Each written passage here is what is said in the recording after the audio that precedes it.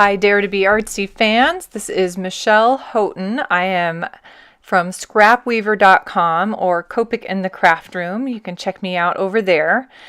I am going to create a card using some Dare to Be Artsy dies today. And one is from this poinsettia set. Obviously there's the stamp set, and then it comes with also dies, and those dies also work with some of the papers. Now I'm not gonna use them with those specific papers. I'm using them from some of the fun Dare to Be Artsy pattern papers. And then this Totally Tracy set, also a poinsettia, has this beautiful kind of holly leaf kind of piece, and I felt like it's really nicely curved. So I'm going to use those three dies. I've got the two pieces of the poinsettia and the holly kind of string, and I'm going to use those to do a wreath out of. And then I've got these 4 different pattern papers from Dare to Be Artsy, and I'm going to flip that over here just a sec. They're from kind of a couple different sets. One is the Artsy Doodles, and then 'Tis the Season and Holiday Bouquet are the 3 sets. And they've got some red plaid and red swirls, and I'm doing the flower portions out of that. I end up not using it all, but I'm starting with all these different things. And I've got a fun kind of gingham pattern with some green, and then I've got another fun plaid that I did for all of the holly. So I did a bunch of die cutting, so I wasn't sure how much I was going to need. And then I'm going to fold up a 6x6 card base. So it's a larger card. I've got some big envelopes that these fit in, and that way I'm going to be able to use this nice big holly leaf to kind of create this, the wreath. So I'm going to actually put just some glitter paste down on my card front, and I'm going to let that dry here. Usually you would use like a palette knife or something to spread that out, but I don't care about really getting messy, so I'm using my finger and doing a little finger painting. All this is going to do is add a little texture to that plain craft paper, and it's also going to add an awful lot of shine underneath, so a little bit of interest. So I've let that dry, and it's got a great sheen to it now when you kind of tip it in the light. And then I'm going to lay out these pieces to see if I can figure out how I want them to sit, how far apart I need to space them.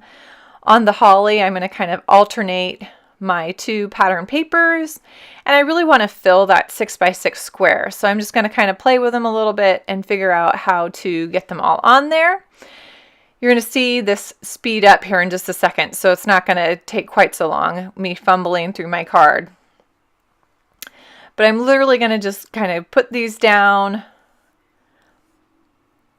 every other and fill in that ring.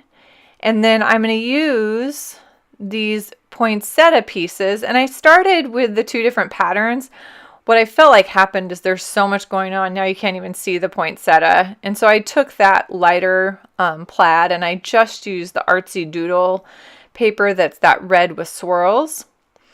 And then I've got just some glitter glue, and I'm adding gold kind of dots onto the center of the smaller poinsettia. That's going to be the center of that flower. Of course, I have my handy stick pin nearby just to unclog that. Every once in a while it gets clogged up. Good glue. So I've got the center, and I can now set that to the side while I'm working on gluing the others. I do this stuff all the time where I probably do things out of order. I probably should do the glitter glue at the very end so I don't get my finger in it. That's kind of classic Michelle doing things out of order. Sorry about that. And then I am just using a crafting glue. This one I like a lot because it has a real fine tip to it, and I'm going right along the stem of the holly, and that way I can kind of flip the leaves up just a little bit so they're not attaching down to the card. I'm kind of purposefully folding them up and bending them up so that they'll kind of be, I don't know, give it some dimension and kind of pop up off the page. So again, I'm alternating my plaid and my gingham, and I'm going to speed this up again a little bit so we get through this portion a little faster because I'm just gluing them each down one by one. So I'm going to make my way around the circle. Again, I'm kind of flipping, just folding those edges up slightly. Got a plaid and again, and a plaid. And I've got one more gingham. And of course, this is, again, if you watch me doing any sort of card making, there's always going to be at least one thing that has to peel up. So I have to peel up that little kind of edge and re-glue that guy down.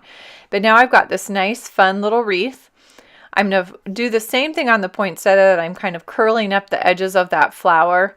I could have actually done the poinsettia out of felt. I've done that before too, and they are beautiful out of felt.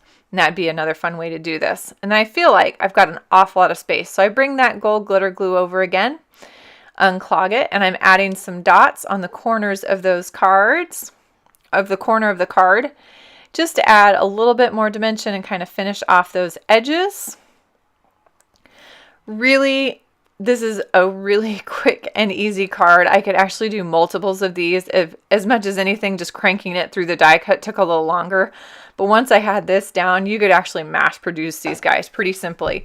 It's a pretty easy card, very fun and easy to do, and great stuff at D2BA Artzy to do this type of technique with. Thank you so much for joining us this week. The whole team and I dare you today to be artsy. Have a great week.